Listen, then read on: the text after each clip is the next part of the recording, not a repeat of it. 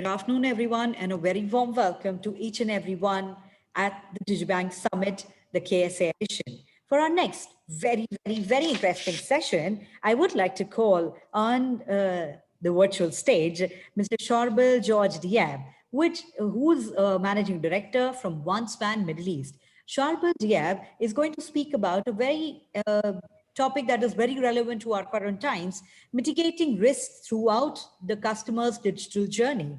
Now, Sharbel is a business leader with almost 20 years of experience in the IT industry throughout the Middle East and Africa, with a large focus on sales and business development. By starting his career path in a technical role, Sharbel has leveraged a balance between technical and sales skills that have shaped up his current professional traits. Sharbel has a great passion to banking technology and cybersecurity in general. Sharbel, we welcome you at the DigiBank Summit KSA edition, and we hope that you have a very good session. I'm right here on standby if you need me for any questions. Thank you, Mitsu.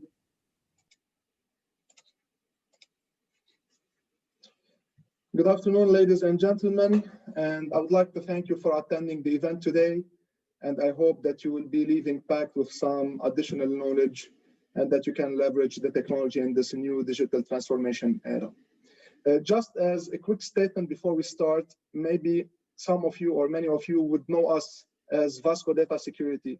Just for the hint, Vasco Data Security changed the corporate identity, the branding, and the name back in 2018, and today we are known as OneSpan. So it's the same company. You might know us through a different branding.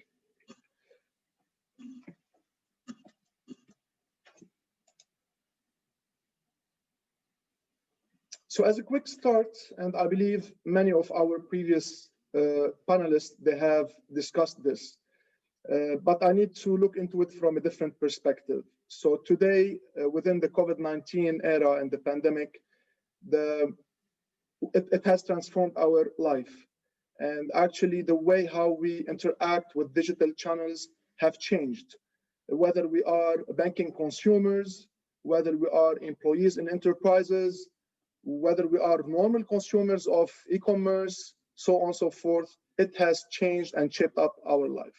Today, many enterprises are still allowing remote working, which means it's increasing the remote access to the employees using VPN applications and many more. As customers for the banking sector, we are mainly no longer going to physical branches and trying to do all our services and transactions through the digital channels.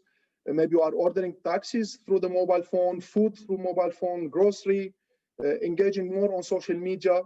And this is healthy to a certain extent because it's driving more demand on digital services and digital platforms from a consumption perspective. However, as well, it comes with a security concern and security challenge. A recent survey happened by Deloitte for around 17,000 respondents, asking those respondents about what do they think might shape up more the mobile banking experience for them. Around 52% said that they need more data security because the concern about personal data is really elevated. 44% are asking for more in-transaction transactions or in application transactions. Around 41% are asking for better and frictionless ways and methods of authentication. 39% are asking for digital onboarding or in-app account opening. However, as I mentioned earlier, this comes with threats. This comes with challenges. If we look into them from a numbers perspective, fraud is really increasing day after day, year after year. And today, the biggest method of fraud is coming through accounts takeover. If we look into the perspective of risk and threats and fraud in the Gulf region, mainly it is coming through SIM swapping, because many of the banks today are still counting and relying on SMS OTPs as the first method of authentication for customers. Though this is not really secure because you don't have the control on the SMS. The SMS is under the control of the telco operator.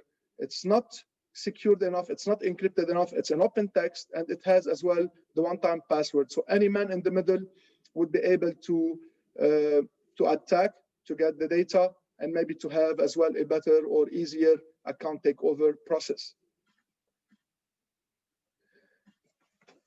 Talking about the challenges, talking about the risks, always there is a solution. And today it's the biggest battle between customer experience and security. And this is the role of OneSpan, where we can consult and advise our customers of keeping always the balance between both, because business need to grow. You need to acquire more customers. You need to give better services and engage through a better customer experience with your customer base. But at the same time as well, we need to comply with the security frameworks imposed by regulators and by the internal processes of the enterprise. If we look into it, the solution should be measured through 3 layers. The first layer is the user himself. The second layer is the device through which the user is connecting to the digital channels of the bank. And the third layer is, what do we have as platforms in the back end in order to analyze in real time the risk and assess them, so we can mitigate and take proper actions in real time. If you look into the first aspect from the user layer, it's the authentication methods. Today, the customers are looking into a frictionless way of authenticating. And there are too many ways that you can apply, whether through a normal offline one-time password generator, or it could be by scanning a colored image, or sending a push notification to your customer, fingerprints, face, behavioral, voice, iris, so on and so forth. So always you have to take into consideration applying a strong authentication mechanism, at least to respect minimum two out of the 3 factors: something you know, something you are, and something you have. If we look into the behavior of the user, this is really important and trending these days, to offer a frictionless experience. As a customer, if I want just to check my banking balance, I don't need to be interrupted during my journey, or to be asked to put a password or a PIN, or even a one-time password to be typed manually. What we can do is we can track the behavior of the user by the way they are interacting with the device, whether it is a laptop, a desktop, or a mobile device. The behavior of the user could be tracked through the strikes on the keyboard, the way you are holding your mobile phone, the speed of typing your PIN or the password. These are accumulating as trends and patterns from a behavior perspective that will allow the bank to let you access and to recognize you and authenticate you in a frictionless way, in a transparent way, without interrupting your journey, without asking you as a customer to interact manually. If we look into the third aspect of the user layer, it's the user profiling. It's really important for the banks to understand whom they are dealing with.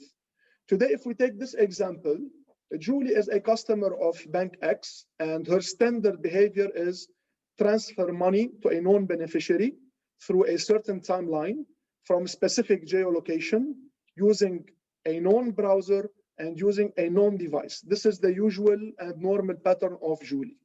However, out of a sudden, the same user, Julie, has a complete different behavior. She is transferring money to an unknown beneficiary, the first time we see it, through a different time zone, different geolocation, different browser, and different device. And here the bank has to ask the biggest question: is it the same user, or is it a phishing attack? We need to analyze in real time. It could be that Julie is indeed traveling to a different geolocation. She doesn't have her normal device. She's using the business center of the hotel, using a new desktop, a new browser, and she wants to create a new beneficiary with whom she is doing a new business deal. That would be eventually a truthful scenario, and we need to take an action. So whether we could allow the transaction to happen, or we could block the transaction before it has been posted in our backend systems, or easily we can challenge the customer to ensure that this is the real user that I know from my banking history about his profile and transactions with us as a bank. If you look into the second layer, which is about the device, it's really important to build a trusted relationship between the backend system of the bank and the device itself. If we look into one of the surveys and studies that happened recently about around 30 banking applications on Google Play Store, 97% of these applications failed in less than 9 minutes a reverse engineering attack. 90% of these applications were found that they are storing data insecurely outside of the application without taking the proper measures. And around 80% are not using proper encryption methodologies. Why? Because we need to release, as a human factor, we need to release services the fastest possible. We need to please our customers and acquire more customers the fastest possible. And we need as well to elevate the financial inclusion. But always we are forgetting about very major aspect and factor, which is the security layer of our applications. Today, banks do not have any control on the mobile device of the user. Why I'm talking about mobile devices specifically? Because the mobile banking channel is the most vulnerable digital channel in the banking framework. Today, the mobile device could be jailbroken, it could be rooted, it could be that the customer or the end user have downloaded malware and he's not aware of it. There could be that some applications trying to inject some code or to mirror the screen or to key every, to log actually every key that has been typed, or maybe untrusted keyboards on the mobile device, so on and so forth. We need to properly ensure the sanity of the mobile device, even if we don't have control on it, at least to protect our mobile banking applications and assets in real time from any attack that's happening during the runtime of the application itself. So if we look into this holistic image, so the first thing that we would advise each bank to do is shield your mobile applications, whatever the type of the mobile apps that you have that has personal data of your customers, or that the customer is interacting through them with you, whether financially or non-financially, you should protect them in real time. What we can help you with as well is to collect data in real time from the mobile devices in order to ensure that there's no GSM network that has been changed during the session, that the customer is not actually connected to an untrusted Wi-Fi, that the device is jailbroken or not, Bluetooth is enabled or not. All the type of metadata, around 100 data points or 150 data points, can be collected from the mobile device in order to create a proper trust. Along with the application shielding and the score that we get from there, we would be able to set up a trusted relationship with the device by giving it a risk score. And based on the risk score, you would be able to take a proper action about the application itself. If it is really risky, if the risk score is really high, you would be able, let's say, to kill your mobile banking application remotely on that infected device. If we look into the back-end systems and the server applications that you need to take into consideration, it's really imperative for you to implement a fraud monitoring system for your digital channels, applying machine learning models, and it should be in real time. If we want to look into it, how it will help us in having a 360-degree overview about monetary transaction, non-monetary transaction of all our customers, even on historical data, from whether retail internet banking, retail mobile banking, or corporate internet banking, or corporate mobile banking, which are forming the digital channels of a bank. Today, if we look into the device itself, as we said, you have to apply a strong multi-factor authentication mechanism. You should collect data from the device to ensure or to assure actually a proper risk score. You should apply an application shielding framework as well on your mobile banking applications in order to ensure that no attacks, or to prevent any attacks in real time on the apps.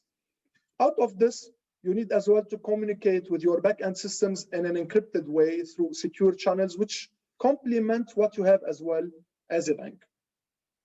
We can help you to enrich the data that you are collecting from the devices, like turning the IP into a proper geolocation, analyzing the forensics of the device, the proxies, so on and so forth.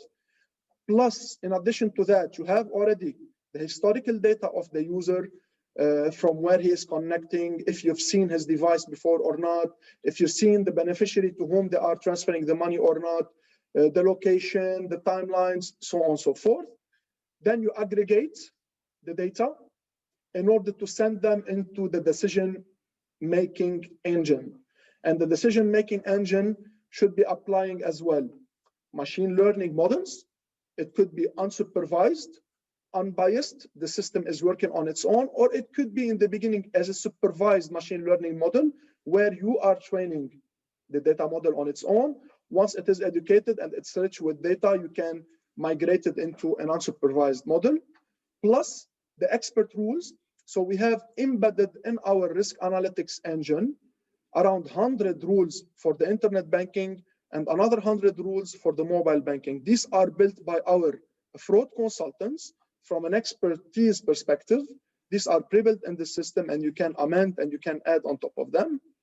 So within that decision-making engine, then you will have a response. The response could be, as we mentioned earlier, whether you allow the transaction to happen or you block it before it has been posted into the core system, or you challenge the customer to ensure that this is really your user. The challenge method could be from different perspectives. It could be by sending a push notification to your customer, asking him like, put your fingerprint using the same device that I trust, or generate an OTP from an offline application and type it manually, or generate an OTP from a hard token, or maybe calling them through the phone call center to challenge them by security questions, or asking them, let's say, to scan some colored images, so on and so forth. If we take one real use case scenario, let's consider that we have a mobile device that is jailbroken or rooted. It's accessing today from a new location that is not known for the bank, plus the information that I know that this mobile is jailbroken. The customer has downloaded a malware that is trying to infect the mobile banking applications. There is an untrusted keyboard application on the mobile device that's trying to type, or maybe there is an application that is trying to mirror the screen of my mobile device into another screen while I'm using the mobile banking application. So while we gather all this data, this is a little bit fishy and malicious. So we apply all the mechanisms within the real-time risk analytics engine. And as we said, maybe we would allow the transaction to be posted or we can block it. My message is you have to apply what we call the intelligent adaptive authentication mechanism. You need to step up when you see the risk is really high, and you need as well to be flexible and allow a frictionless transaction to your user, still by keeping all the security measures in the background and allowing your consumer and your customer to operate with your digital channels in a frictionless way. Final few words, how we can support you. OneSpan today is no longer only selling authentication technologies. Today we are as well providing to our banking customers identity verification solutions, authentication solutions, fraud analysis in real time, mobile application security, and electronic signature for digital onboarding. In case of any questions or if you would like to reach out to us, here are my contact details, and thank you so much for attending.